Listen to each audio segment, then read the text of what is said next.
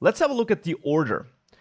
Here, I'm defining my constant and my variable before I use it, right? I define current result right at the top of the script file, and then here's the first time where I try to use it because I try to assign a new value to it, and then I also use it down there when I forward it or when I pass the value that's stored inside of it to output result.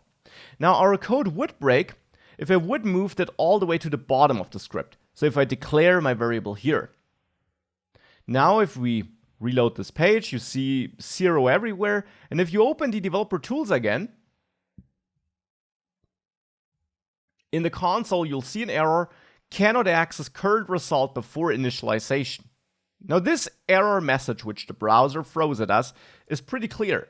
We're trying to use it here, and actually the error message even gives us the line number of where this error occurred. It's this number you see here, 8. So as you see in line number 8, and indeed that's the problematic number here, we're getting an error because we're trying to assign something to the current result variable without defining it first. So in JavaScript, when using the let or the const keyword, which you should use, you need to declare your variables and constants before you use them. And declare is the part where you, well, create the variable with let or const. Then, as mentioned, for the same name, you must only declare it once. You can always reassign a value, but with let and const, you only declare it once, and you need to do that declaration before you first try to read from it or assign a value to it. You don't need to define it, so you don't need to initialize it with a value.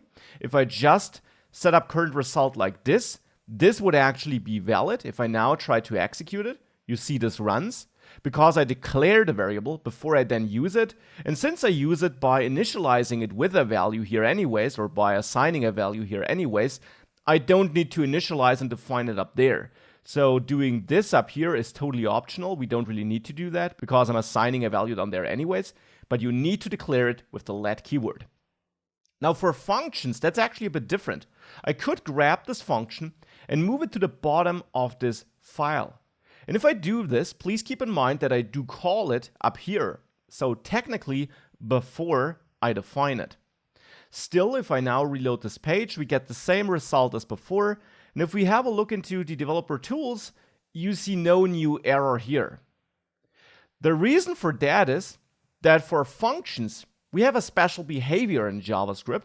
What JavaScript actually does, or what the browser actually does, is that when it loads your script, it runs through it from top to bottom, it parses the entire script, and actually it doesn't execute it right away. Instead, it just reads it from top to bottom, and will take any functions it finds in there and automatically pull them to the top and be aware of them, so to say. So it automatically registers all functions before it then really executes your script. And that's just a special behavior JavaScript has there.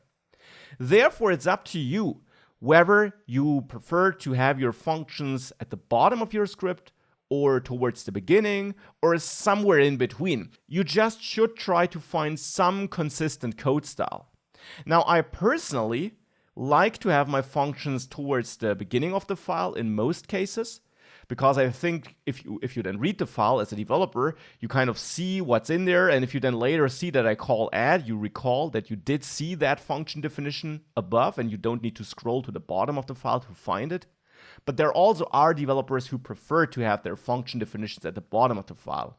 And ultimately, there is no wrong or right, it's up to you, but you should find one approach and then kind of stick to it for this program you're writing. Of course, you can switch anytime in new applications you're creating or refactor your existing code and move your functions to the bottom or to the top if you kind of decide to go the opposite direction whilst in the project. Here again, I'll have it towards the beginning, but this is up to you. Let me also reformat that, which I did with the auto formatting functionality I showed you in the first course module.